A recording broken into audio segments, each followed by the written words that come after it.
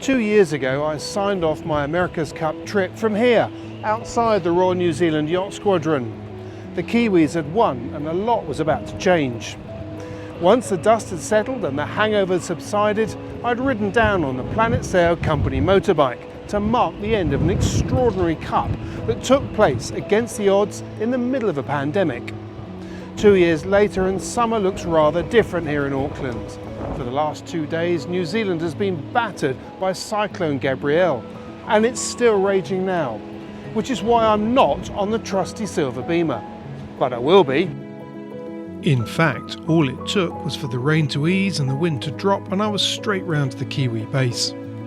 I was due to catch up with coach and long-term team member Ray Davies, who said he'd sit me in their AC40 cockpit and talk me through how it works, which is precisely what he did. To watch that, just follow the links in the description or use the QR code here. But before I knocked on the team's front door, I took a moment to remind myself of what the Kiwis have on their plate. It's been pretty full on for the defenders, Emirates Team New Zealand. Training and testing in the AC40 has continued, as has the programme around the LEQ12, the Kiwis' development boat. As we've seen, both boats look very similar, because on the outside they are. But the LEQ12 version has been taken out of the rules that govern this one design class. The reason is to allow the team to test a range of different kit and configurations against a known benchmark. From mainsheet systems to foil setups and way more. When it comes to the hardware, the list is very long. The testing also allows the team to validate its design and performance prediction tools. This will be especially important as the new AC75s will be lighter than those used in the last Cup. It's also getting close to crunch time, where teams are going to need to decide on their final design for the AC75 that they'll use in the America's Cup next year. The clock's ticking fast. So with an AC40, an LEQ12 and an AC75 to manage, that's a lot of kit. Emirates Team New Zealand have got a lot on. Plus, they've also got to organise the next America's Cup, remember, up in Barcelona. That's not so easy either. So why have the defenders got so much going on? The simple answer is that although the Kiwis have been a long way ahead for some time, the other teams have caught up. Defending is getting much harder. A good example is the mainsheet system. The ability to trim fast and accurately is being learned across the fleet, stripping away one of the Kiwi advantages. Foils are clearly another big area of experimentation. Like many of the teams, the Kiwis are running different foils on each side on their LEQ12. Making sure you don't head off down a wormhole is always an issue. Ideas can be 10 a penny, but with the clock counting down, it's important to follow the right leads. The new AC75 will be a lot lighter. Knowing how it will perform against the computer prediction and having confidence that the numbers are correct is absolutely essential. There's only so much scaling you can do from a 40-footer. The protocol says that the AC75s have to be much the same as they were below the waterline, but above that, there's much more scope to change things. Changes that all need to be validated before the next phase of development can continue. There are lots of variables to sort out when it comes to crew work and roles. With the AC events approaching, teams will have to be competitive in their AC40s, so they can't just use them as training platforms. But it's not just the Kiwis that are busy. The British and the Italians also have an LEQ, an AC40 and a 75-footer to deal with over the coming months. It seems that three-boat campaigns are becoming the norm for this Cup cycle, along with a very long job list for all. The last couple of months has seen plenty of time on the water for 5 of the 6 Cup teams. So what have they been up to? As defenders, the Kiwis has been spinning the most plates. Designing a Cup-winning boat is one thing, but managing the event next year and the preliminary events leading up to it puts another level of pressure on the team. But on the water, their most recent focus has been with their newly reworked AC75, Te Rihutai, the boat that won them the Cup last time around. This is the third AC75 to make its way back on the water, following a Lingy in Barcelona and American Magic in Pensacola. So what has changed on the Kiwi machine? The most obvious difference is the provision for cyclaws and bike power instead of the more conventional grinding pedestals. This was outlawed in the last Cup, but it's now allowed, and it seems likely that most teams will go down this route. There are 4 cyclaws in total, 2 on each side. Interestingly, they're positioned in the 2 aftermost pits, much further aft than the pedestals were. This leaves 4 sailors, the same as on an AC40. What's not known is whether the helm will cross the boat, or whether the next generation will see double helms like Luna Rossa last time. As performances and experience in the AC40 and LEQ increases, it seems likely that the double helm option will be favoured. When it comes to the detail, there's likely to have been a great deal of reworking on the structural front below decks, along with all kinds of new systems and controls that we can't see. But what is clear is that the Kiwis have a new jib track for a self-tacking jib. And on the rig, they're no longer using running backstays. So what have they been up to on the water?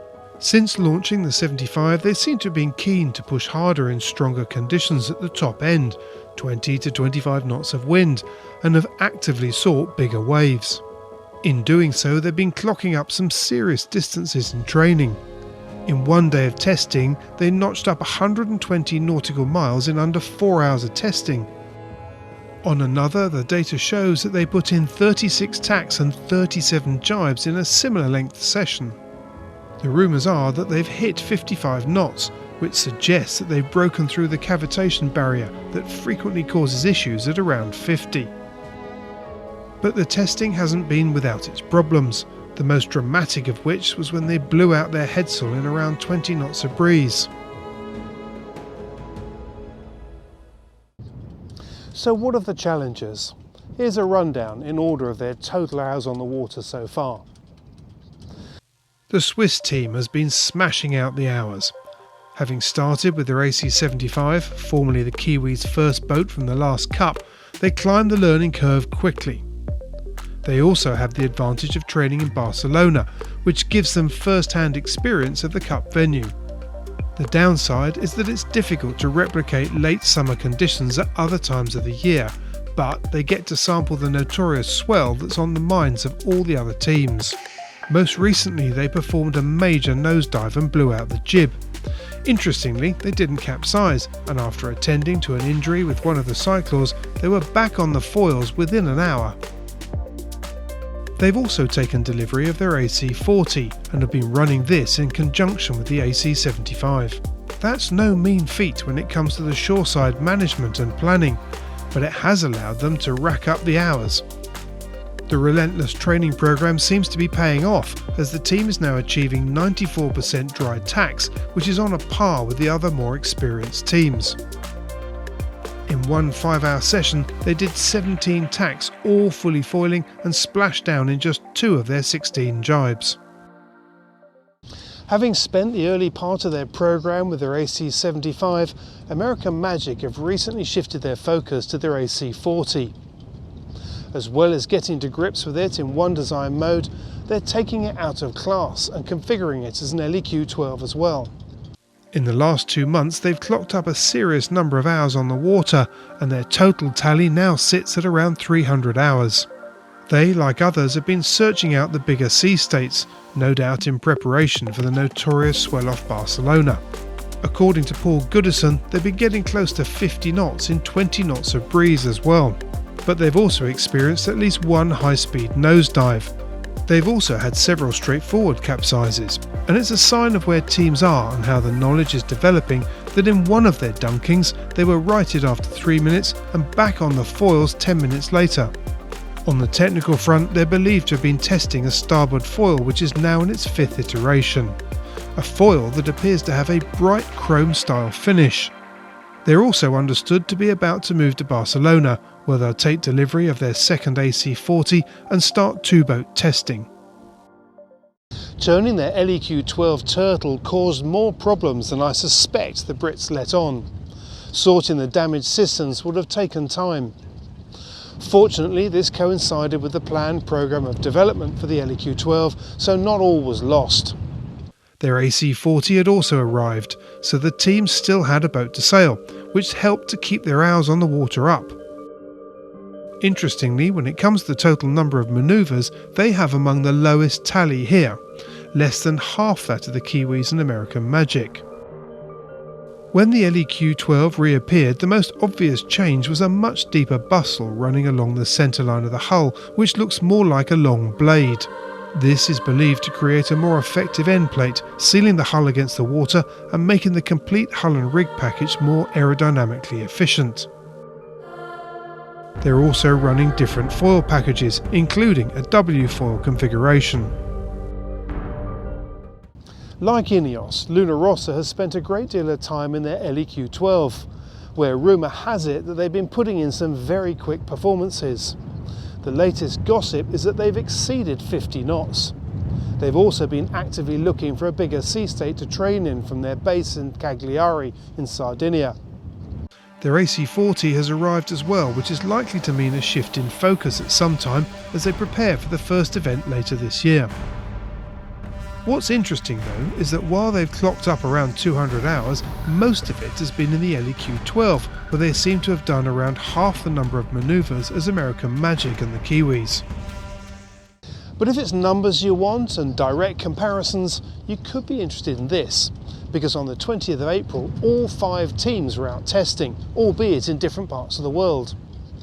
As a result, there's a limit to what it tells us about the relative performances of the teams. Also, we don't know what the team's individual programs were. Nevertheless, it makes interesting reading for geeks.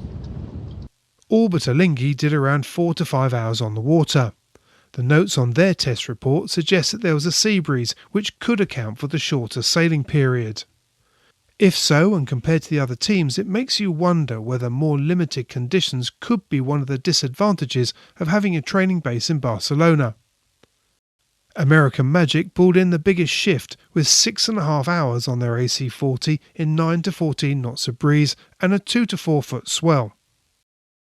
This was also the day that the Kiwis notched up their 73 tacks and jibes in their AC75. While Luna Rossa did just 8 in their LEQ-12, which I guess probably suggests that they were looking at straight line testing runs. The Brits had a solid day out too, in 9 to 11 knots and a flat sea in Palma. Setting the sailing to one side, the other news to break over the last few weeks is that of the first 2 preliminary events which will be sailed in the AC40s. The first is in Villanova, 45 kilometres along the coast to the west of Barcelona. This will take place between the 14th and 17th of September. The second event will be in Jeddah from the 30th of November to the 3rd of December. Given that the Cup will be less than 1 year away, both these events are going to be crucial for the teams. It's quite clear there's already plenty at stake.